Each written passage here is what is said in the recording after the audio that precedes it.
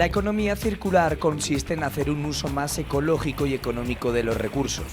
Y esto pasa por reducir tanto la cantidad de materias primas como el volumen de desechos que genera cualquier actividad humana. Para entenderlo mejor, hemos acudido a las instalaciones de Rexo. ¿Qué tipo de materiales son los que podemos encontrarnos entre estos residuos? Pues principalmente el residuo que viene es un residuo pétreo, que vienen de ladrillos, que puede venir de hormigón, que viene de piedras, pero también nos encontramos pues, con muchos componentes que hay en la vivienda, como pueden ser las puertas, las ventanas y también con las bajantes que vienen a veces pues, de las tuberías. Todos los escombros se tienen que tratar. Y aquí lo que vamos a hacer es un proceso de segregación y separación para volver a poder utilizar un elemento pétreo que luego pues, lo convertiremos en unas zahoras recicladas. Lo primero que hacemos es pasar el material a través de un trommel, que es un cilindro que está con agujeros y lo que estamos es cribando el material. Aunque digamos la reparación de caminos siempre se ha realizado muchas veces con material digamos procedente digamos de algún tema de residuos y tal, ahora es cuando verdaderamente tenemos un producto que está perfectamente homologado.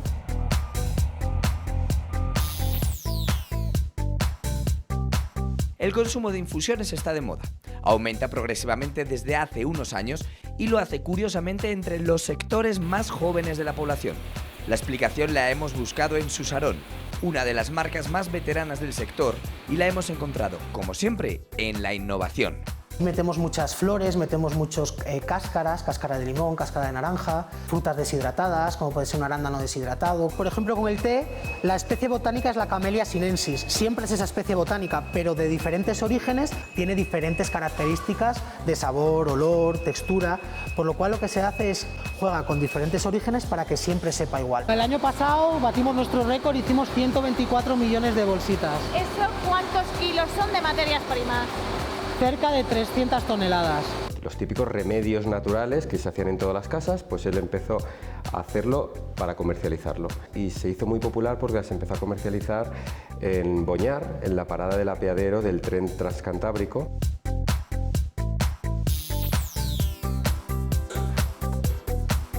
Será por su sencilla receta, por su bajo coste o por su fiel acompañante, el chocolate. Pero lo cierto es que el churro ha triunfado en todo el mundo, desde China a Estados Unidos, pasando por Australia, Arabia Saudí o Latinoamérica. Nos lo cuentan en Inblan, cuyas amasadoras, churreras y freidoras funcionan hoy en más de 50 países. Muchas veces tenemos que mirar a ver a lo mejor una isla en Indonesia, a ver dónde va la máquina. Lógicamente se pueden hacer más largos la cantidad que queramos. ¿Y cuánto tiempo tienen que estar más o menos en la freidora los churros? Aproximadamente 2 minutos. El cliente puede personalizar salidas de cable, conos sin ruedas, tamaños especiales, sitios, ubicaciones muy concretas en los locales o en las caravanas. Más o menos ahora mismo rondamos los 150 equipos al año. Y afortunadamente estamos exportando el 70% de la producción que realizamos en esta fábrica. ¿Os han pedido así como churros de una manera o una forma muy extraña? Sí, nos han pedido de todo, cuadrados, circulares, pero eso no se puede. Siempre tiene que tener la forma del churro estriado, que es así, para que no reviente por dentro la masa cuando se fríe el churro. Comienza Hecho en Castilla y León. Se puede reciclar plástico, vidrio y papel, pero también desechos de poda, materiales de construcción o residuos industriales. Rexo fue la primera empresa autorizada para realizar esta actividad en la provincia de Valladolid y hoy con sus productos se pueden restaurar caminos y zonas naturales o fabricar compostajes y combustibles.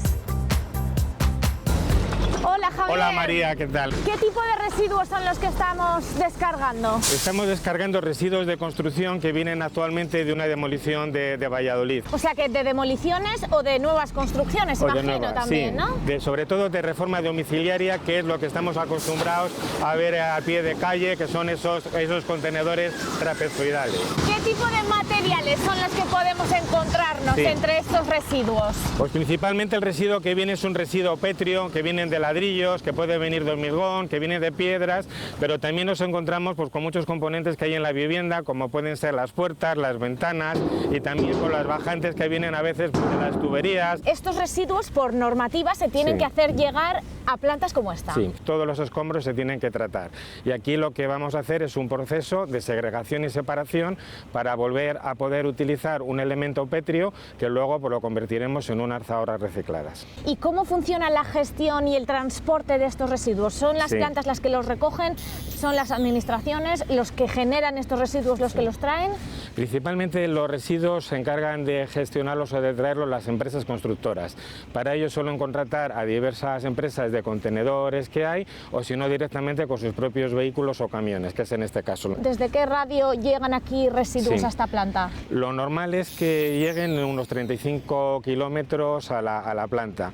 Lo que pasa es que nosotros estamos gestionando también para la Diputación de Valladolid los residuos de toda la provincia y a veces traemos residuos o llegan hasta desde Mallorca, Medina del Campo, Quintanilla de Onésimo. Vamos a ver qué hacéis con ellos, Javier. De acuerdo.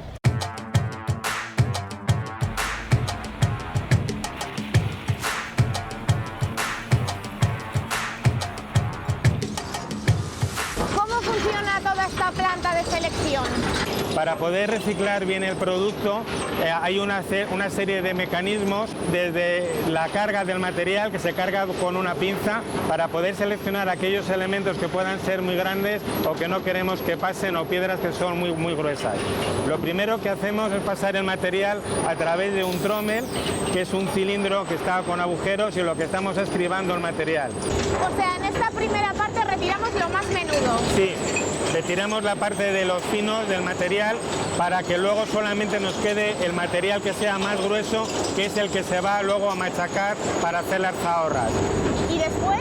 Como el material sigue viniendo con plásticos, con maderas, lo que se hace es pasarle por una corriente de aire, un windshifter, que es la parte esta que tenemos atrás de nosotros, y lo que hace es elevar por esa corriente de aire, por suspensión, las maderas y plásticos. Los elimina y les limpia. Porque pesan menos. Pesan menos y con esa corriente de aire se queda solamente la parte pétrea. Una vez que pasa el elemento pétreo, lo hacemos pasar por un imán, por un overband, que es lo que estás viendo aquí, y estás recogiendo aquellos elementos férricos. Bueno, estamos viendo hasta somieres. Sí, porque bueno, luego hacen como acopio de todos los materiales férricos para que se lo lleven a un gestor. Una vez que ha pasado por el overband, por el imán, lo que va a pasar es a la cabina de triaje, que es donde se hace el control de calidad del material antes de que salga al árido reciclado. Son los materiales con los que al final nos queremos quedar, que nos sirven. Sí. Pues mira, al final nos tenemos que quedar solamente con aquellos materiales que son pétreos. Pétreos pueden ser una piedra, un ladrillo, hormigón armado que tienen, cerámico también que tienen. ¿Qué quitamos? Quitamos aquellos materiales que vienen todavía como cartones, plásticos, maderas. Pero sobre todo hay un elemento que es muy importante quitar, que son todos aquellos elementos de yesos. Ahora las casas se hacen con muchas de ellas con pladur, y luego el pladur es un material que cuando se tienen que fabricar las zahorras no es el adecuado para darle una calidad. Es como el colesterol del reciclado. Se identifican bien por el color blanco, Se identifica bien por el blanco. Mira, ahí por ejemplo va un trozo de yeso y ahora bueno, pues le cogerán y quitarán lo demás.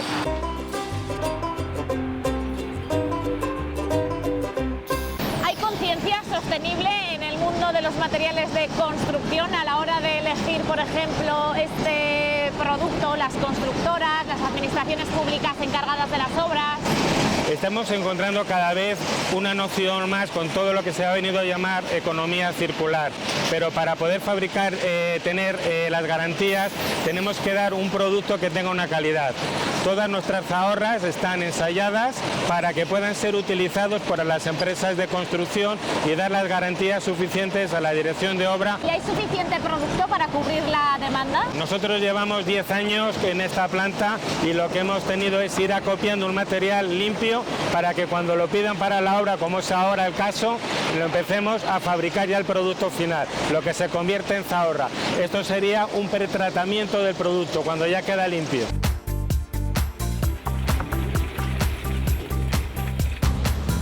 Javier, ¿para qué se utiliza este producto? María, este producto le estamos utilizando ahora actualmente para unos caminos en Fuensaldaña. Caminos, cunetas, parques, zonas naturales, sí, son los usos habituales, son ¿no? los usos habituales. Daros cuenta que debajo de cualquier embaldosado que podemos ver en las calles o el adoquinado que ponen ahora para reparar en un municipio o en un pueblo, que quitan el aglomerado y ponen adoquines, este material es perfectamente válido para poner sus bases antes de poner un hormigonado y luego esos adoquines. Evitamos el desperdiciar un residuo que no tendría otro uso y evitamos impactar en la naturaleza para extraer nuevas tahorras. Este recurso le estamos recuperando, antes iban a vertederos y ahora le estamos dando una utilidad y un nuevo uso. Daros cuenta que al año se pueden producir residuos de construcción casi por el equivalente de un campo de fútbol. Entonces imaginaros... ¿En la provincia aquí? Sí, en la provincia de Valladolid. Imaginaros que hay un agujero que estamos tapando. Estamos utilizando unas instalaciones y unas infraestructuras que son públicas, utilizándoles de una forma mal por estos residuos.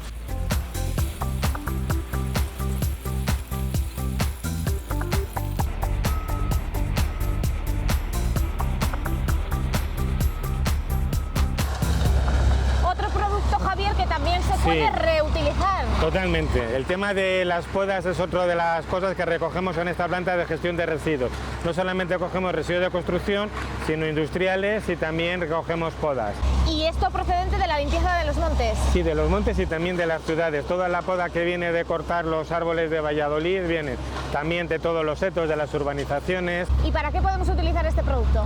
Para calderas de biomasa, que se puede utilizar como combustible, o el otro uso que se le puede dar es para hacer un compostaje y para poderlos utilizar, por ejemplo, como un abono.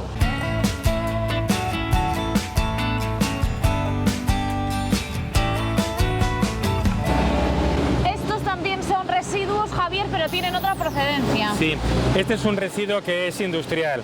La procedencia principalmente viene del mundo de la automoción, de todas las fábricas que hay alrededor, de Renault, de Michelin, de Iveco, y estamos recogiendo gran parte de lo que suele ser el embalaje que viene. Plásticos fundamentalmente, ¿no? Principalmente plásticos y también mucho cartón. Hay diferentes tipos de plástico, de bandeja, que aquí lo que hacemos es poderles recuperar, les agrupamos, les hacemos unas balas. Es importante, como bien dices, agrupar los plásticos con las mismas características para que se puedan utilizar posteriormente en la industria otra vez. Aquí estamos recogiendo principalmente los plásticos de film, que puede ser el film como el que tenemos cada uno en nuestras cocinas, que suele ser utilizado para el embalaje, y luego también vienen diferentes tipos de bandejas de plástico donde han estado las piezas y esa bandeja de plástico se vuelve otra vez a recuperar.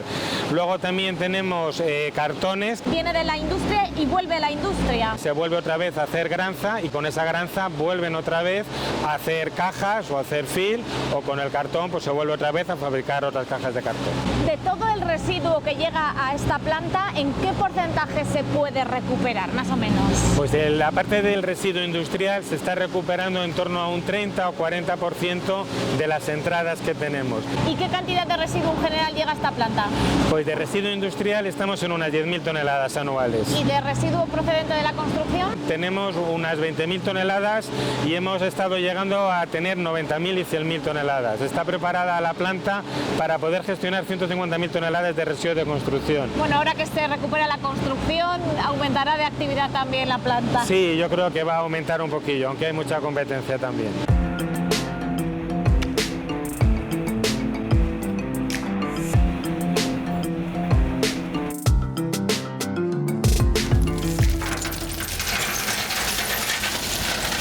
Con el material que habéis seleccionado en vuestra planta estáis rehabilitando este camino en Fuensaldaña. Así es. Y entonces ahora lo está depositando. ¿En qué han consistido o en qué están consistiendo estas actuaciones? Primero lo que hacemos es repartir el material, como estáis viendo, con camiones que vamos luego a colocar. Vamos a darle bombeo de tal forma de que las aguas siempre vuelquen en las cunetas. En este caso estamos viendo las cunetas ya limpias, pero muchas veces se llenan de vegetación, y lo que obliga es a que el agua camine casi por el camino. Eso genera unas cárcavas que nosotros, como veréis, las hemos tapado. Y luego lo que estamos haciendo es conformar el camino de tal forma de que el agua nunca vaya por el camino. ¿Y qué ventajas tiene utilizar este material? Tiene todas las características que pueda tener un material natural, y lo que aporta también es que al tener tantas caras de fractura, lo que hace es que se introduce muy bien en este tipo de material que tiene el camino, que son arcillas y que son, digamos, muy plásticas, y que con esto lo que hacemos es estabilizar de alguna manera el camino. Hemos visto cómo lo depositaba el camión y luego ha habido otra máquina que lo ha extendido un poquito. ¿Y qué estamos haciendo ahora? Después de que la martoniveladora lo ha colocado y le da la forma, lo que tenemos que hacer es compactarlo, de tal forma que quede perfectamente adherido al camino. ¿Cuántos kilómetros tiene el camino que estáis rehabilitando y cuánta cantidad de material habéis utilizado? Son 2 caminos de 4 kilómetros, 8 kilómetros en total, y estamos aportando como 1.200, 1.400 toneladas. El uso de material de este tipo se puede decir que todavía es algo muy nuevo, ¿no?, que se está implantando ahora. Aunque, digamos, la reparación de caminos siempre se ha realizado muchas veces con material, digamos, procedente, digamos, de algún tema de residuos y tal, ahora es cuando verdaderamente tenemos un producto que está perfectamente homologado y en suficiente cantidad como para poderlo meter en todo este tipo de obras y poder realizar infinidad de usos.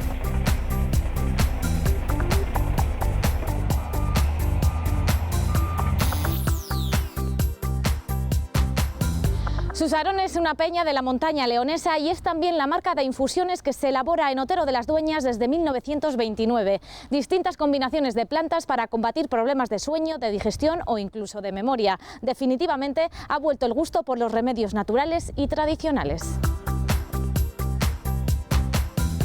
Hola Juan Carlos, ¿qué tal, buenos días. María? Bienvenida. Esta posiblemente sea una de las marcas de infusiones más antiguas de España. Pues sí, yo no conozco ninguna otra que tenga 90 años de historia.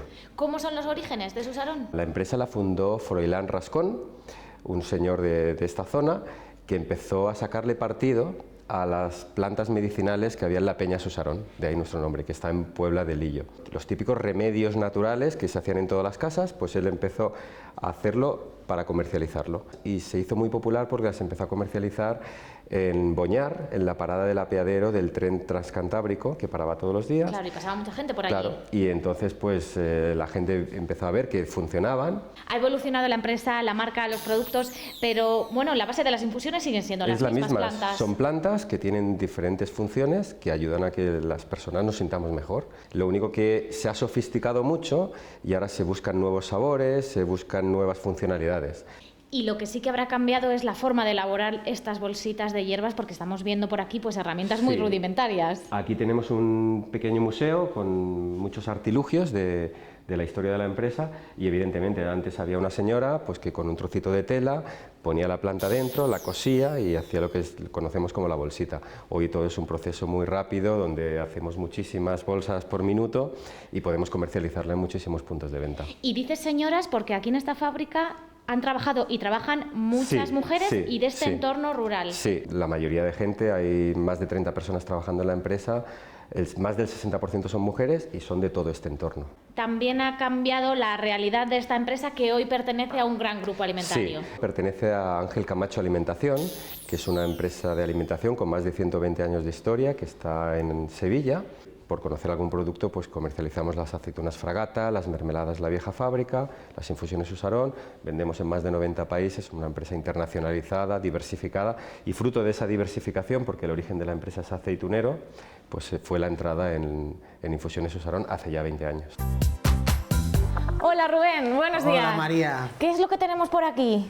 Tenemos una manzanilla en flor, tenemos también cáscara de pomelo, o tenemos flores, también pimienta roja o roibos, el famoso roibos, que es una raíz que nadie lo sabe. ¿Cuántas materias primas diferentes podéis utilizar? Sí, trabajamos con más de 30 a 40 materias primas y luego con sus múltiples combinaciones. Y al final, entre marcas y referencias, trabajamos con más de 150 productos a día de hoy. ¿Cuáles son las más comunes o las que más propiedades tienen y por tanto las que más se utilizan en estas mezclas? Las más básicas como la menta poleo o la manzanilla o algún té, que siempre aparecen de alguna manera en las diferentes mezclas, dadas que tienen muchísimas propiedades, tanto digestivas como una manzanilla o una menta, o de otro tipo como antioxidante que tiene los tés, sobre todo el té verde, que está ahora muy de moda. pero después siempre tenemos que trabajar con otras plantas mucho más complejas y difíciles de encontrar en el mercado. Y a la hora, por ejemplo, de dar sabor, ¿cuáles son aquellas plantas que simplemente nos ayudan a disfrutar de una infusión? Sí, ahí metemos muchas flores, metemos muchos cáscaras, cáscara de limón, cáscara de naranja, frutas deshidratadas, como puede ser un arándano deshidratado. Cada una de estas recetas o mezclas diferentes, ¿cuántas materias primas puede llevar? Pues tenemos desde las más básicas, por ejemplo, nuestro antiox, que tiene té verde y cúrcuma, por lo cual 2 componentes solamente, pero luego tenemos otras como la menstruación que pueden alcanzar los 12. Y para desarrollar un nuevo producto, bueno, pues se trata de diseñar una nueva receta, esto es un poquito prueba y error también, ¿no? Totalmente, totalmente. Yo todavía no hemos tenido una versión 1 buena, ¿no? Siempre trabajamos con diferentes porcentajes, hay productos que son muy astringentes, hay otros amargos, entonces tenemos que lograr una combinación correcta y al final darle el sabor. Nos llega planta de un proveedor local que nos llega todas las semanas, un camión. Hoy nos llegan cerca de 20 palés con té rojo, con quemagrasa y con la infusión, una mezcla línea para ayudar a adelgazar. Hablas de un proveedor local que es vuestro principal proveedor y que os da la ventaja de que lo tenéis a poquitos kilómetros de aquí. Logramos, por un lado, tener controlados muy bien nuestros stocks, ajustarlos y luego también nos da mayor calidad del producto porque recibimos la planta y en el momento en que la recibimos tarda 1 o 2 semanas y la estamos envasando ya en la bolsita definitiva, por lo cual de nuestro proveedor, que lo tiene en perfectas condiciones, a que llega la bolsita, nos garantizamos que sea un periodo de tiempo muy corto. Claro, vosotros trabajáis conjuntamente con ellos para hacer vuestras propias recetas, como hemos comentado, y que sean siempre las mismas y exclusivamente vuestras. Sí, por supuesto. Cuando hablamos de infusiones funcionales es más fácil diferenciar unas marcas de otras o que sea más personal porque trabajas con muchos ingredientes, pero cuando trabajamos con monoproductos es más difícil diferenciarlo, por lo cual lo que tienen que trabajar nuestro proveedor, en este caso, es con diferentes orígenes, con diferentes mezclas. O sea que estos monoproductos en ningún caso son una única planta de una única procedencia. Correcto. Nosotros siempre trabajamos, por ejemplo, con el té, la especie botánica es la Camellia sinensis. Siempre es esa especie botánica, pero de diferentes orígenes, tiene diferentes características de sabor, olor, textura, por lo cual lo que se hace es, para que tú, en nuestro caso Susarón, tengas su té negro, por ejemplo, juega con diferentes orígenes para que siempre sepa igual.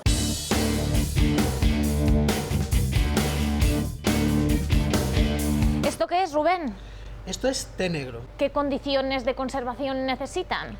Aquí tenemos la curiosidad de que en León se da un clima perfecto para la conservación de la hierba, de la planta. ¿Por qué? ¿Qué necesita? Siempre se juega con 2 factores, la temperatura y la humedad. Y es primordial que ninguna de las dos coincidan siendo altas. No podemos tener temperatura alta con humedad alta porque se generarían mohos o bacterias. ¿Cuál es el clima de León? En León tenemos unos inviernos húmedos, porque nieva y se llena esta zona de nieve, pero con una temperatura muy baja. Y por contra, en los veranos los tenemos muy cálidos, alcanzando 30 y muchos grados, 40, pero con una humedad muy baja. Me comentabas que esto es té negro, pero sin embargo me has dicho antes que todos los tés parten de la misma planta, que no sé cómo me has dicho que se llamaba. Sí, se llama Camellia sinensis. ¿Y entonces por qué hay tantos tipos de tés rojo, negro, que casi hay de todos los colores ahora? Lo primero que es la parte de la planta. Por ejemplo, los tés blancos siempre se trabaja con la punta y como mucho 2 o 3 hojas de las yemas de la Camellia sinensis. El resto, lo que se trabaja es el postcultivo. Entonces, una vez recolectado, se seca y se hacen diferentes tratamientos de oxidación o de fermentación. El té rojo es un té fermentado, es una Camellia sinensis fermentada.